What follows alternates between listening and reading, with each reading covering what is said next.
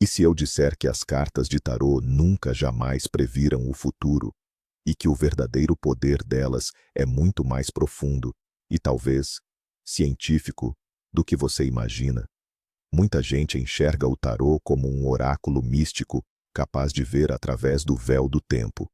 Já outros acham que é só um monte de cartas bonitas usadas por charlatães. Mas a verdade, como sempre, é bem mais fascinante e complexa. Neste vídeo, nós vamos desmembrar as cartas de tarô, peça por peça.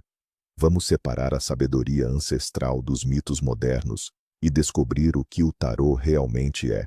Um sistema de adivinhação milenar ou uma ferramenta psicológica surpreendentemente precisa?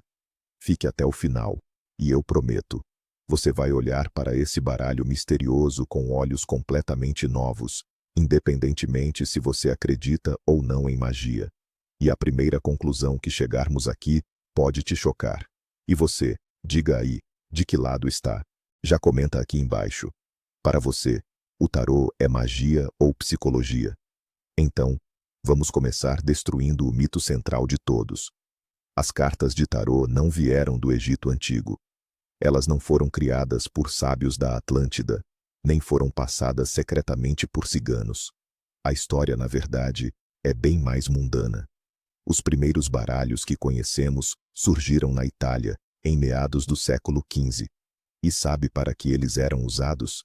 Para um jogo de cartas chamado taroque. Sim, era só um jogo de azar para a aristocracia. O baralho tinha 4 naipes, como os baralhos atuais, mais 22 trunfos especiais, chamados de triunfos. Esses triunfos é que mais tarde se tornaram os arcanos maiores. O toque místico em torno do tarô só começou a surgir no final do século XVIII.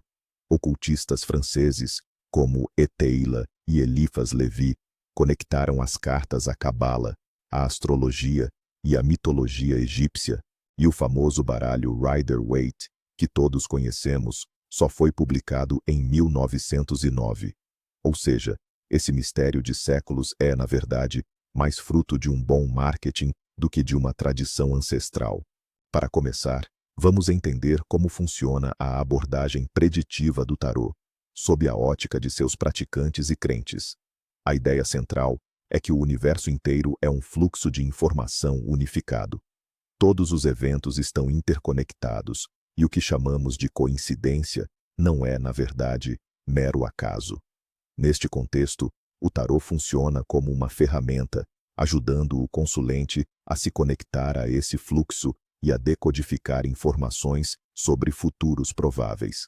A crença é que, no ato de embaralhar o baralho e selecionar as cartas, o consulente, seja por meio de sua própria energia ou pela intervenção de forças superiores, influencia o resultado do jogo. Assim, as cartas que saem não representam um arranjo aleatório, mas sim uma resposta simbólica e direta à questão formulada. Isso se assemelha ao princípio da sincronicidade, descrito pelo psicólogo Carl Jung. Este é um fenômeno em que 2 ou mais eventos, sem conexão causal, ocorrem simultaneamente e possuem um significado relevante para o observador. Para os adeptos da abordagem mística, a tiragem do tarô é exatamente esse ato de sincronicidade, onde o estado interno do indivíduo encontra um reflexo no mundo externo por meio dos símbolos presentes nas cartas. Agora, vejamos o mesmo processo pelos olhos de um psicólogo. O que acontece quando olhamos para uma carta?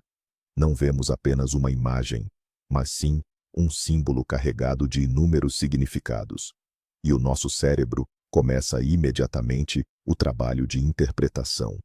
Esse processo é conhecido como projeção. Projetamos numa imagem neutra ou polissêmica os nossos próprios pensamentos, medos, esperanças e vivências. Imagine que você está olhando para as nuvens. Uma pessoa verá um dragão, outra um castelo, e uma terceira, o focinho do seu cão. A nuvem é a mesma, mas cada um enxerga nela algo diferente, algo que já está presente no seu mundo interior. Com as cartas de tarô, acontece exatamente o mesmo. A carta, a torre, que retrata um edifício em ruínas. Para alguns, será um símbolo de colapso e catástrofe, enquanto para outros, será um sinal de libertação do que é velho e desnecessário. As cartas, na verdade, não nos dizem nada de novo. Elas agem apenas como um espelho, refletindo o que já está oculto no nosso subconsciente. Elas nos ajudam a trazer isso à tona e a formular com palavras. Vamos mergulhar na estrutura do baralho para que você perceba o quão psicológica ela realmente é. Os 22 arcanos maiores não são apenas um conjunto de imagens aleatórias. Muitos pesquisadores, como Joseph Campbell, veem neles uma descrição metafórica do caminho do herói. Esta é uma história universal que está na base da maioria dos mitos, contos de fadas e até mesmo dos blockbusters de Hollywood. O caminho começa com a carta O Louco, que simboliza a inocência, o início da jornada, o potencial puro. O herói louco embarca numa viagem onde encontra personagens arquetípicos e passa por provações. Ele encontra o mago, vontade e domínio, a imperatriz, criatividade e cuidado, e o eremita, a busca pela sabedoria na solidão. Ele confronta o diabo, tentações e vícios, e passa por a torre, a destruição de velhas estruturas. O ponto final desta jornada é a carta O Mundo, simbolizando a totalidade, a harmonia e o ciclo concluído. Sendo assim, a leitura dos arcanos maiores pode ser vista não como uma previsão, mas sim como um diagnóstico.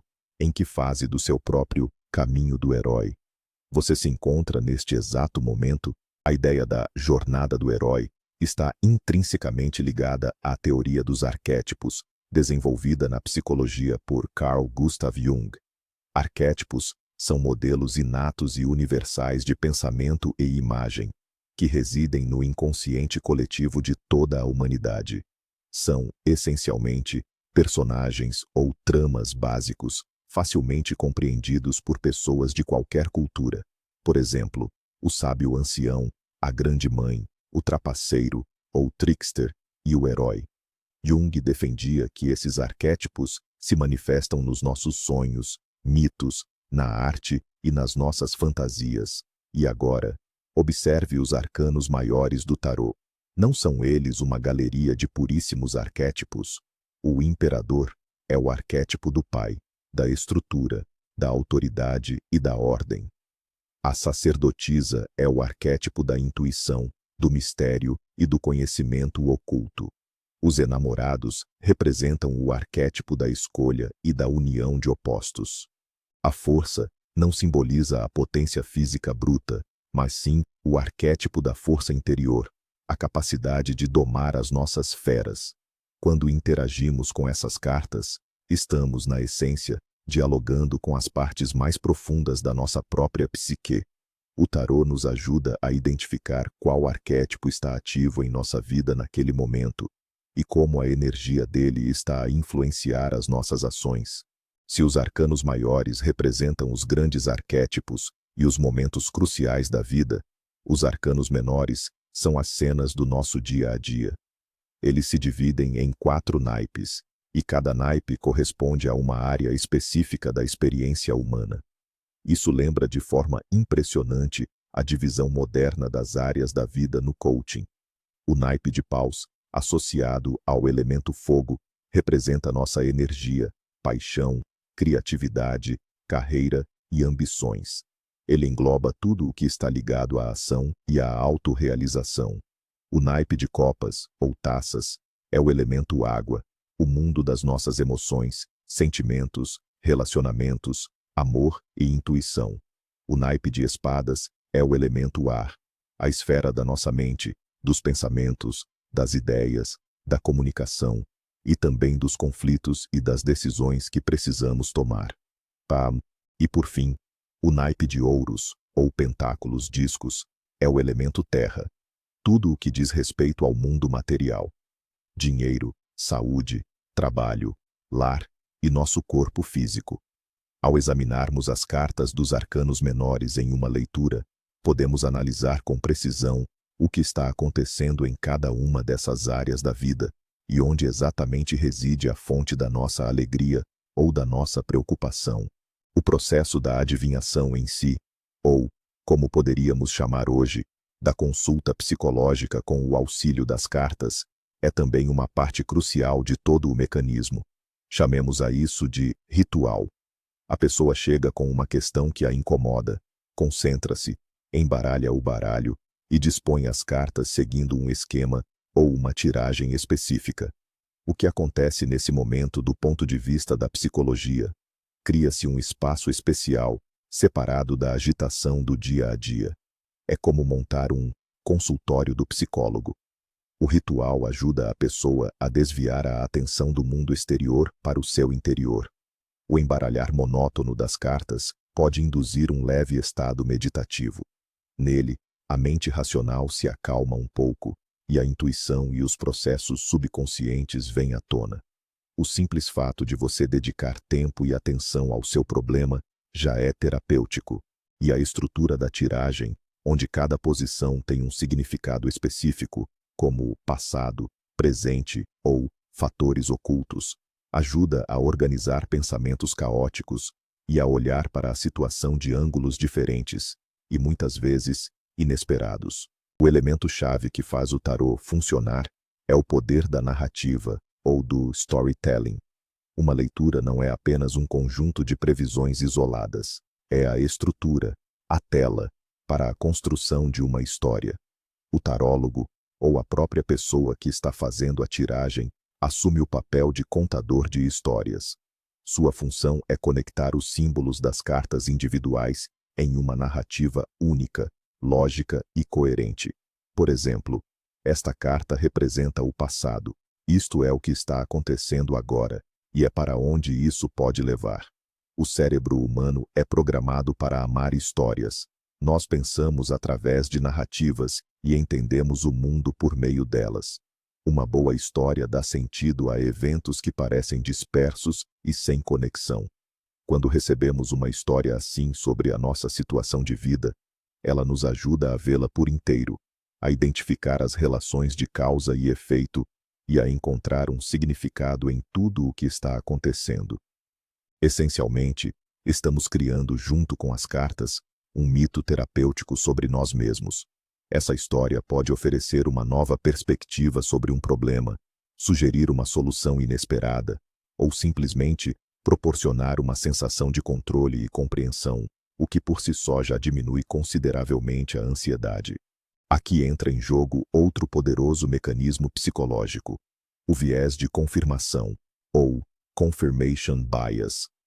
Essa é a nossa tendência a buscar, interpretar e memorizar informações que confirmam nossas crenças ou hipóteses pré-existentes, e, naturalmente, tendemos a ignorar aquilo que as contradiz.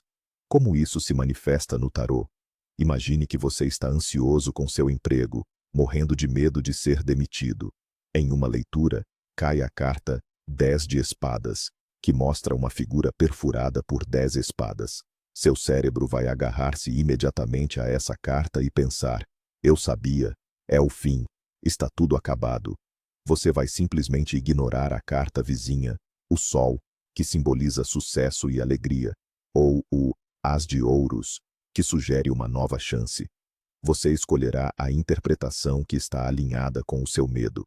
É por isso que as leituras de tarô muitas vezes parecem tão verdadeiras. Elas não estão prevendo o futuro, mas sim iluminando aquilo em que já acreditamos ou que tememos no nosso subconsciente.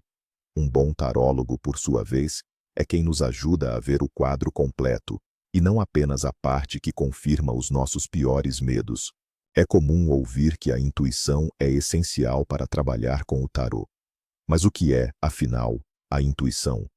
No sentido místico, é a capacidade de receber informação do exterior, de forças superiores. No entanto, na perspectiva da psicologia cognitiva, a intuição é o resultado de um processamento rápido e inconsciente de informação, baseado na nossa experiência passada. É a capacidade do nosso cérebro reconhecer padrões instantaneamente e tirar conclusões, ignorando a longa análise lógica. Quando um tarólogo experiente olha para uma tiragem, ele não vê apenas cartas isoladas. Ele vê o panorama geral, o predomínio de naipes específicos, números repetidos, a interação dos símbolos. O seu cérebro, treinado em milhares de tiragens, capta instantaneamente esses padrões e fornece uma interpretação coerente. Isto é semelhante à forma como um médico experiente diagnostica a partir de sintomas pouco evidentes, ou como um jogador de xadrez antevê uma combinação vencedora vários lances à frente.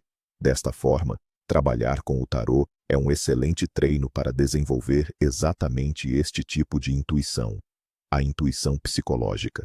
Aprende a confiar nas suas primeiras impressões e a notar as conexões súbitas entre os acontecimentos. Então, a que conclusão chegamos? A metáfora que melhor descreve o tarô é a de um espelho.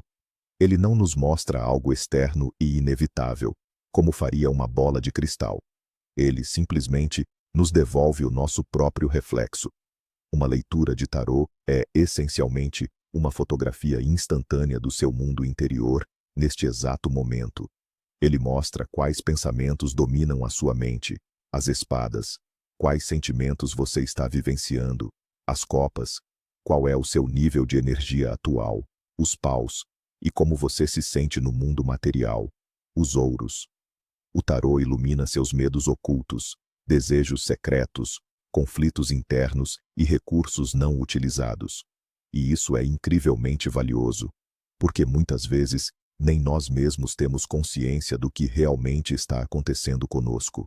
Vivemos no piloto automático, reprimindo emoções e ignorando a voz silenciosa da nossa intuição. E o tarô, como um espelho totalmente imparcial, diz: olhe, é isto que está dentro de você agora. O que você vai fazer com isso? Isto não é uma previsão, é um diagnóstico. E depois de um diagnóstico correto, podemos prescrever o tratamento adequado. Existem muitos mitos e superstições sobre o tarô, que, na verdade, não têm absolutamente nada a ver com o sistema em si.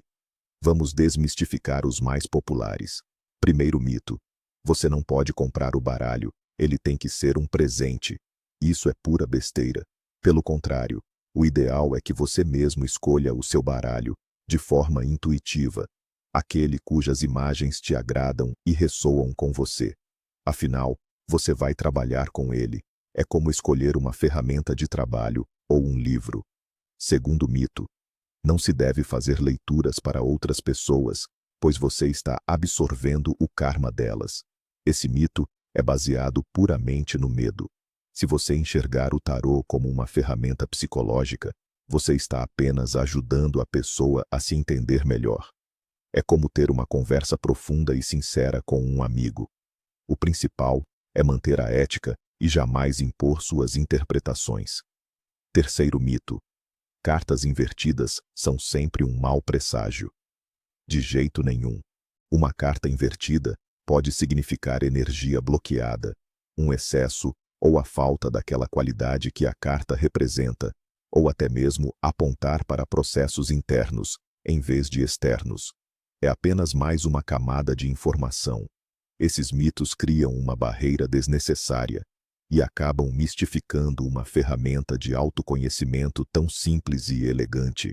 Uma das aplicações mais fascinantes e práticas do tarô transcende a adivinhação e a psicologia. Ele é uma ferramenta poderosíssima para estimular o pensamento criativo e o brainstorming. Imagine-se como um escritor que chegou a um impasse no seu enredo. O que o seu herói deve fazer em seguida? Puxe uma carta.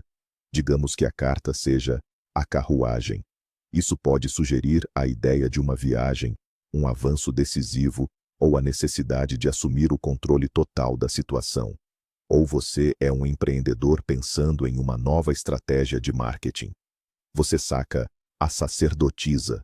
Talvez valha a pena apostar no mistério, criar uma intriga em torno do produto, em vez de revelar todas as cartas de uma vez.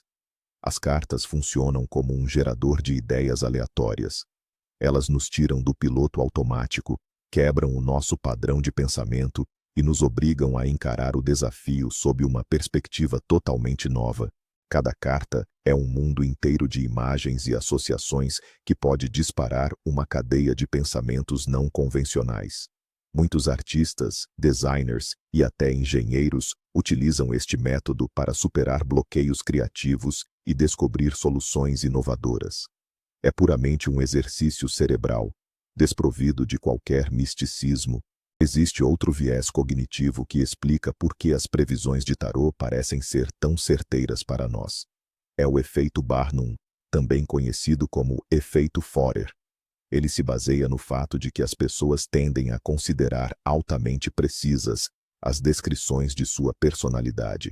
Elas acreditam que essas descrições foram feitas sob medida, mas na verdade são genéricas e se aplicam a quase todo mundo. O exemplo clássico disso são os horóscopos. Frases como: "Você às vezes se sente inseguro, mas em momentos críticos é capaz de agir com firmeza", ou "Você busca a independência, mas sente falta do apoio de pessoas próximas", servem para 99% das pessoas. Muitas interpretações das cartas de tarô, especialmente aquelas feitas por praticantes inexperientes, seguem exatamente este mesmo princípio. Por exemplo, sua vida está em um período de transformação. Você está prestes a fazer uma escolha importante, ou há questões não resolvidas no campo dos relacionamentos. Essas frases acertam o alvo, não porque o tarô previu alguma coisa, mas sim porque são suficientemente ambíguas para que qualquer um consiga enxergar nelas a sua própria situação. É crucial entender isso para não cair na armadilha dessa suposta perspicácia. Toda a força do tarô reside na linguagem dos símbolos. A humanidade pensava em símbolos muito antes da escrita existir. Pinturas rupestres, ornamentos, sinais religiosos, todos são formas de transmitir uma ideia complexa através de uma imagem simples e poderosa. O nosso cérebro está programado evolutivamente para decifrar símbolos. Quando vemos a imagem do sol numa carta, absorvemos inconscientemente toda uma camada de significados: alegria, clareza, calor, sucesso, vida, consciência. Quando vemos a lua, captamos intuição, mistérios, subconsciente e ciclicidade. O tarô é um sistema simbólico incrivelmente rico e bem estruturado, onde elementos da astrologia, numerologia, mitologia e alquimia se entrelaçam. Cada detalhe numa carta tem um significado: a cor da roupa da personagem, a sua pose, os objetos que segura e a paisagem de fundo. Estudar o tarô é, essencialmente, estudar esta linguagem universal de símbolos. E ao aprendermos a falar essa linguagem, obtemos a chave não só para compreender as cartas, mas também para uma compreensão mais profunda das obras de arte, dos mitos, dos sonhos e, em última análise, de nós mesmos. Passamos a ver significados ocultos em toda parte. Diante de tudo isso, não é de estranhar que o tarô tenha encontrado o seu lugar, até mesmo nos consultórios de psicoterapeutas. É fundamental ressaltar, logo de início, o tarô não é terapia e nem pode substituí-la. No entanto, alguns profissionais utilizam as cartas, ou, mais especificamente, cartas associativas metafóricas, que funcionam de forma muito similar ao tarô, como um instrumento de apoio. Mas como é que isso funciona? Por exemplo, o cliente tem dificuldade em expressar os seus sentimentos ou não consegue formular o seu problema. O psicólogo pode sugerir que ele retire uma carta de forma aleatória e descreva o que vê nela e quais sentimentos ela evoca. Neste caso, a carta funciona como um estímulo, um ponto de partida para o diálogo. Ela ajuda a contornar os mecanismos de defesa da consciência e a aceder diretamente ao subconsciente. Ao discutir a imagem na carta, a pessoa está, na verdade, a falar sobre si mesma, mas de uma forma segura e metafórica. Isso ajuda a revelar conflitos ocultos, medos e crenças que poderiam passar despercebidos numa conversa normal. Isso reforça que a força das cartas não reside na magia, mas sim na sua capacidade de servirem como um catalisador para a profunda autoanálise. No entanto, apesar de todos os seus benefícios, O uso do tarô também tem o seu lado B, a sua face mais obscura. Este é o perigo da dependência e da abdicação da responsabilidade. Quando alguém começa a consultar as cartas por qualquer motivo trivial. O que devo vestir hoje? Devo ligar para ele ou não? Essa pessoa deixa de confiar em si própria e de tomar decisões independentes. Ela transfere a responsabilidade pela sua vida para pedaços de cartão. Esta é uma postura infantil que leva à passividade e à perda de controle sobre a própria vida. Em vez de analisar a situação, ponderar os prós e os contras e fazer uma escolha, a pessoa procura uma resposta pronta fora de si. Isto é especialmente perigoso quando se trata de decisões sérias nas áreas da saúde, finanças ou relacionamentos. As cartas podem sugerir uma direção para a reflexão, mas nunca devem tornar-se uma muleta ou o único conselheiro. Uma abordagem saudável é usar o tarô para obter informações adicionais sobre si mesmo e, em seguida, com base nessas informações, tomar uma decisão consciente e responsável por conta própria. É aqui que reside o principal conflito filosófico subjacente a toda a discussão sobre o tarô. É o eterno embate entre fatalismo e livre-arbítrio. A abordagem preditiva sugere que o futuro já está, em certa medida, predeterminado, e que as cartas nos revelam este cenário inevitável. Somos meros espectadores passivos no teatro do nosso destino. Já o enfoque psicológico, por outro lado, defende que o futuro não está escrito. Ele é multifacetado e é construído através de nossas escolhas e ações diárias. Neste contexto, o tarô não revela o que de fato vai acontecer, mas sim o que pode acontecer se.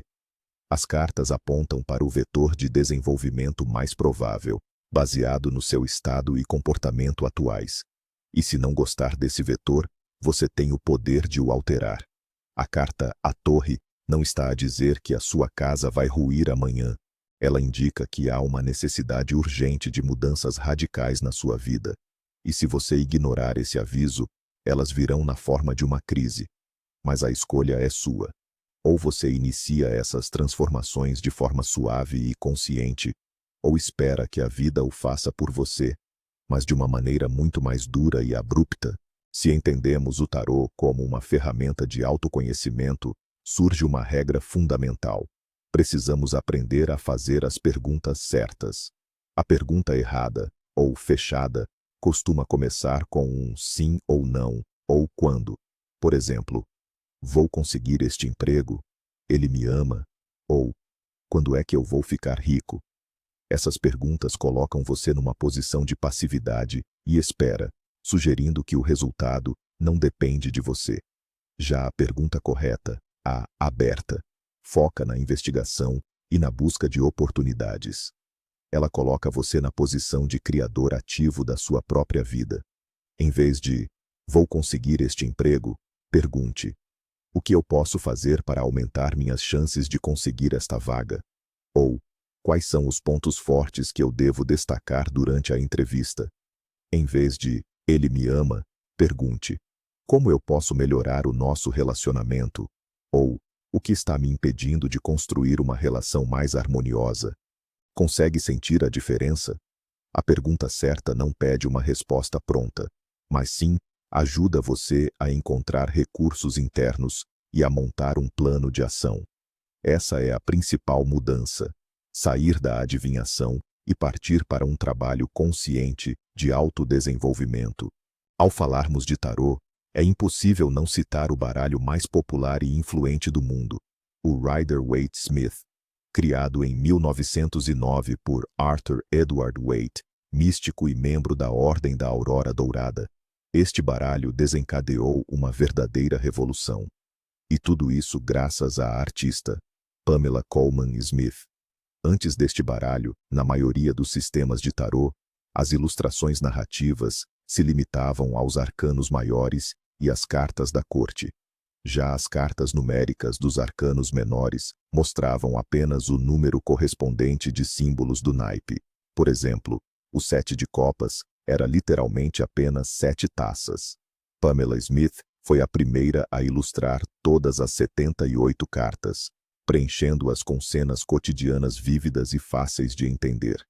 Esse mesmo 7 de copas, por exemplo, transformou-se na imagem de uma pessoa diante de uma escolha entre 7 taças, cada uma cheia de presentes e tentações diferentes. Isso tornou o tarô muito mais acessível e intuitivo para o público em geral. Não era mais necessário memorizar significados áridos, bastava olhar para a imagem e ela própria contava a história. Foi precisamente graças ao gênio de Pamela Smith que o tarô se consolidou como uma ferramenta psicológica tão poderosa. Mas afinal, o que é o tarô? Magia ou psicologia? Um sistema ancestral de adivinhação ou uma ferramenta contemporânea de autoconhecimento? Parece que a verdade, como acontece frequentemente, não está nos extremos, mas algures no meio. Ou, para sermos mais precisos, ela depende da própria pessoa que pega no baralho. O tarô é, acima de tudo, uma linguagem simbólica. E qualquer linguagem pode ser utilizada de diversas maneiras. Com ela podemos escrever grandes romances, ou podemos escrever denúncias. Podemos ter debates científicos, ou podemos contar histórias. O mesmo se aplica ao tarô. Para uma pessoa, será uma forma de se conectar com forças superiores e vislumbrar o futuro. E se essa fé a ajuda a viver, então por que não? Para outra, será um método estruturado de diálogo com o subconsciente, uma forma de entender melhor as suas motivações e encontrar soluções para problemas complexos. Para uma terceira, será apenas uma fonte de inspiração e um gerador de ideias. Não existe uma única maneira correta de usar o tarô. É uma ferramenta universal, e a sua função é definida pela intenção de quem a usa. Não é apenas isto ou aquilo, é isto e aquilo. Para resumir tudo, entendemos que o tarô não é um artefato egípcio milenar, mas sim uma ferramenta que evoluiu de um simples jogo de azar para um complexo sistema simbólico. A magia dele não está em prever um destino traçado, mas na sua incrível capacidade de funcionar como um espelho do nosso subconsciente. Usando mecanismos de projeção, arquétipos e o poder da narrativa, o tarô nos ajuda a trazer à luz nossos medos ocultos, desejos e conflitos internos, permitindo que vejamos a situação de uma perspectiva diferente. Portanto, da próxima vez que alguém tirar a carta, a morte, não entre em pânico. Não é uma previsão de um fim físico, mas um símbolo poderoso de transformação necessária. É o seu subconsciente gritando: está na hora de mudar. E isso é muito mais valioso do que qualquer previsão. Obrigado por terem assistido a este vídeo até o fim. Espero que tenham aprendido algo novo e interessante. Se sim, não se esqueçam de se inscrever no canal e de deixar o seu like. Isso ajuda muito na divulgação. Agora, a pergunta principal para vocês: como você enxerga o tarô depois de tudo o que ouviu? Você o considera uma ferramenta de adivinhação, uma prática psicológica ou apenas cartas bonitas? Escreva a sua opinião nos comentários. Vou adorar ler os seus pensamentos.